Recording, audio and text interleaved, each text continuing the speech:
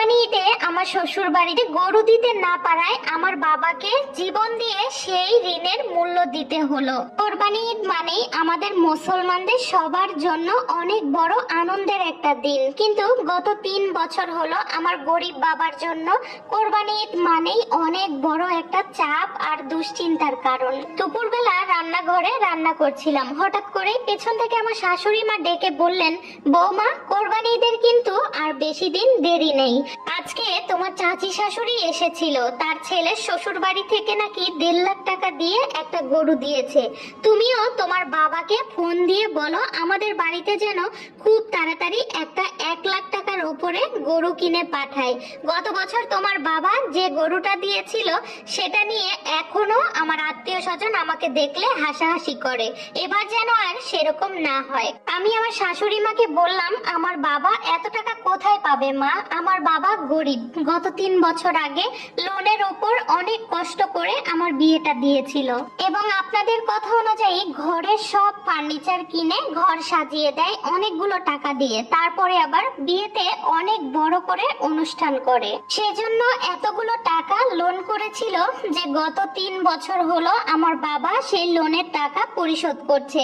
এখন আবার আমি কিভাবে বলবো যে বাবা আমার শ্বশুর বাড়িতে 1 লাখ টাকার উপরে একটা গরু কিনে পাঠাও? এই কথা শুনে আমার শাশুড়ি মা মোটেও খুশি হতে পারেনি। সে বলতে বলতে গেল, দেখো বৌমা, আমরা কিন্তু ভদ্রলোক, এভাবে কারো কাছ থেকে কিছু চেয়ে নিতে আমাদের আত্মসম্মানে বাধে। শুধু নিয়ম রক্ষার্থে তোমাকে বললাম, আর আমি এত কথা শুনতে রাজি না। যেটা নিয়ম সেটা তোমার বাবাকে মানতেই হবে। এক বুক হতাশা নিয়ে সন্ধ্যার পরে বাবাকে ফোন করলাম, বললাম, বাবা, আমার শাশুড়ি মা বলছে এবার যেন 1 লাখ টাকার উপরে একটা গরু কিনে তুমি আমার শ্বশুর বাড়িতে পাঠাও।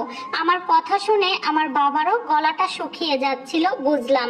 বাবা বলল, মা, এতগুলো টাকা আমি কোথায় পাবো? তুই তো জানিস এখনো আমি লোন শোধ করতে পারিনি। তারপরেও আমি দেখছি, আমি খুব চেষ্টা করব যেন তোর মান সম্মান থাকে তোর শ্বশুর বাড়িতে। তোর শাশুড়ি মাকে বলিস অল্প দিনের মধ্যেই আমি একটা গরু কিনে তোর শ্বশুর বাড়িতে পাঠাবো। এই কথা বলেই আমাকে আর কোনো কিছু বলার সুযোগ না দিয়েই বাবা ফোনটা কেটে দিল। বুঝতেই পারছিলাম কতটা টেনশন আর হতাশা নিয়ে বাবা ফোনটা কেটে দিল।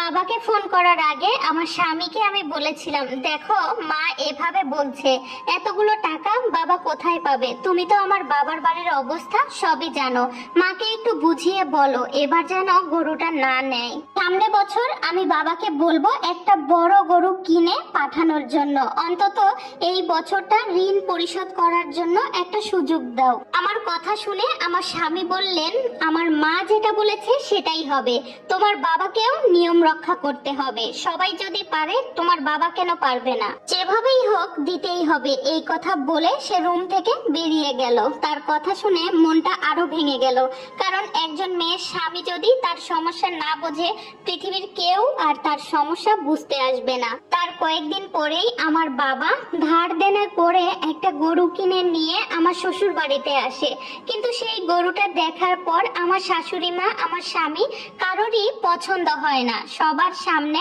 আমার বাবাকে অপমান করে। বাবার অপমান দেখে সহ্য করতে না পেরে আমি প্রতিবাদ করি। সেটা নিয়ে আমার স্বামী আমার বাবার সামনেই আমার গায়ে হাত তুলে অকথ্য ভাষায় আমাকে গালাগালি করে। তারপরে আমার বাবাকে অপমান করে আমার শাশুড়ি মা গরু সহ ফিরিয়ে দেয় আমার শ্বশুর বাড়ি থেকে। সেদিন আমার শ্বশুর বাড়ি থেকে বাড়িতে ফেরার পর সারা রাত বাবা ঘুমাতে পারেনি। ভোর রাত্রের দিকে আমার বাবার ব্রেন স্ট্রোক হয়। স্ট্রোকের পর হাসপাতালে নেয়ার আগেই আমার বাবা এই পৃথিবী ছেড়ে আমাদের সবাইকে ছেড়ে পরপারে চলে যায়। একটা গরুর জন্য আমার বাবাকে চিরদিনের মতো হারিয়ে ফেলি আমি। কথাগুলো বলতে গিয়ে আমার চোখে পানি চলে আসছিল। আমাদের সমাজে এখনো অনেক নিয়ম আছে এরকম, যেমন রোজার ঈদে মেয়ের বাবাকে মেয়ের শ্বশুর বাড়িতে ইফতারি পাঠাতে হবে, কোরবানি ঈদে মেয়ের বাবাকে কোরবানি পাঠাতে হবে মেয়ের শ্বশুর বাড়িতে, মেয়ের বাবার সামর্থ্য থাক বা না থাক।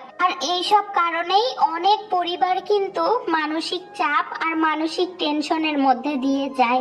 আমরাই পারি এসব নিয়ম পরিবর্তন করতে। আজকের গল্পটি চট্টগ্রাম থেকে রূপা নামে একজন আপু আমাকে পাঠিয়েছে, তার জীবনের গল্প।